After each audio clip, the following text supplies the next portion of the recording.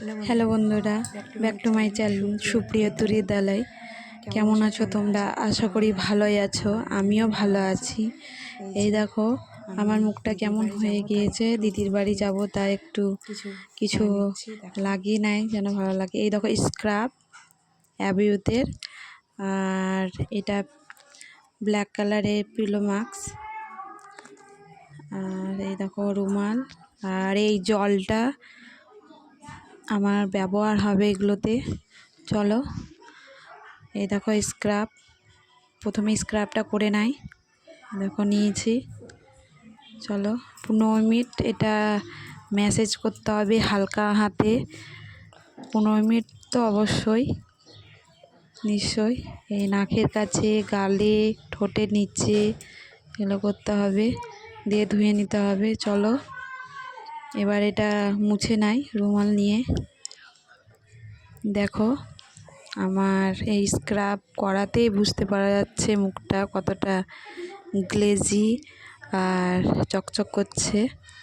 তোমরা কারা করো তারা জানাবে অবশ্যই মেসেজ করে। আর আমি এটা মাসে মাসে করি না, কিন্তু কোনো বিয়ে বা কিছু হলে করি। এই দেখো কারেন্ট নেই, বুঝতে পারা যাচ্ছে না যে কীরকম হলো বা কিছু। চলো এবার এই পিলো মাস্কটা লাগাবো। দেখো এই পিলো মাস্কটা বাজারে পেয়ে যাবে তোমরা। এই দেখো এটা একবার ব্যবহার করেছি, তার জন্য টেপে টেপে দেখো নিলাম। দুবার ব্যবহার করানো হয় একটা প্যাকেটে, এই প্যাকেটটায় এই দেখো নিয়েছি, নিয়ে আস্তে আস্তে করে লাগিয়ে নেব। চোখের ধারে না লাগে আর ভুরুতে যেন না লাগে, সেরকমভাবে আস্তে সুস্তে এটা লাগিয়ে নেব পুরো মুখে। দেখো এরকম করে আস্তে সুস্তেই লাগাতে হবে, তবে সমানভাবে লাগাতে হবে। কোথাও যদি বেশি হয়ে যায় তাহলে মাস্কের ওইটা উঠবে না। আর আমি এগুলো লাগাচ্ছি কারণ আমি বিউটিশিয়ান শিখেছি, আর অবশ্যই আমি জানি কিছু কিছু না সবই জানি। দেখো লাগানো হয়ে গিয়েছে, দেখো পুরো ভূতনি লাগছে আমাকে। দেখো 15 মিনিট রেখে এটা তুলে নিতে হবে আর মুছে নিতে হবে রুমাল দিয়ে। এই দেখো 15 মিনিট হয়ে গিয়েছে। এবার এটাকে তুলছি আস্তে আস্তে করে। প্রচণ্ড হারে লাগে,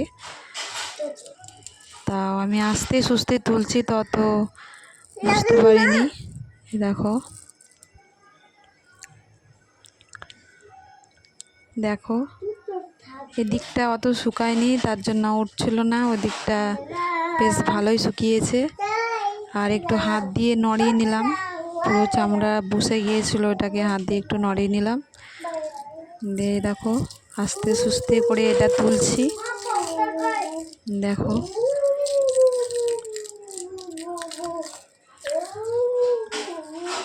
বেশ ভালোভাবে উঠছিল। দেখো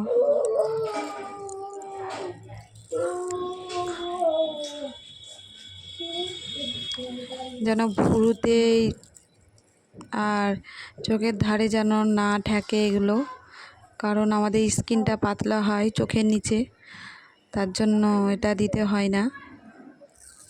এই দেখো বেশ ভালোই শুকিয়েছে, উঠে যাচ্ছে।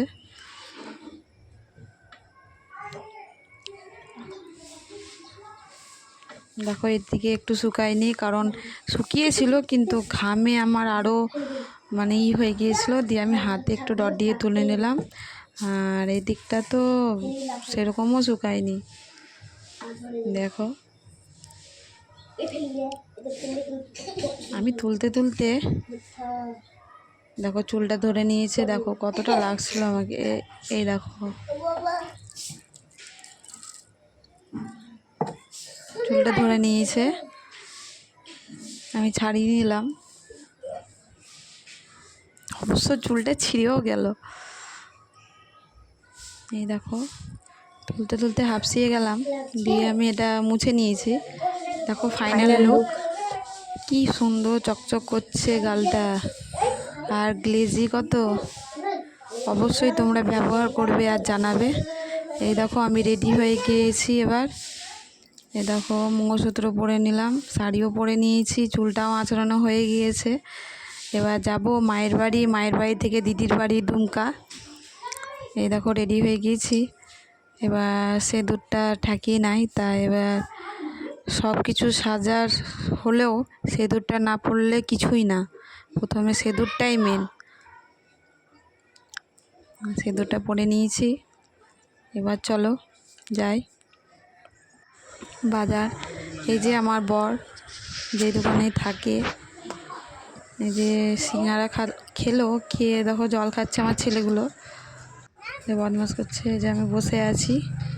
চলো এবার ট্রেন ধরবো গা। ট্রেনের সময় হয়ে গিয়েছে 7টার মধ্যে ট্রেন। খবর দিচ্ছে ট্রেনের। ধন্যবাদ। May I have your attention, please? Train number 03069 Azimganj Rampurhat special মধ্যে ট্রেনটা ঢুকে পড়েছে। আর এই দেখো বাবার আর ছেলের কি ভালোবাসা। আর আমার এই ভিডিওটা ভালো লাগলে অবশ্যই কমেন্ট জানাবে। আর আমি এখানটায় ব্লগটা শেষ করলাম। গুড নাইট, শুভরাত্রি।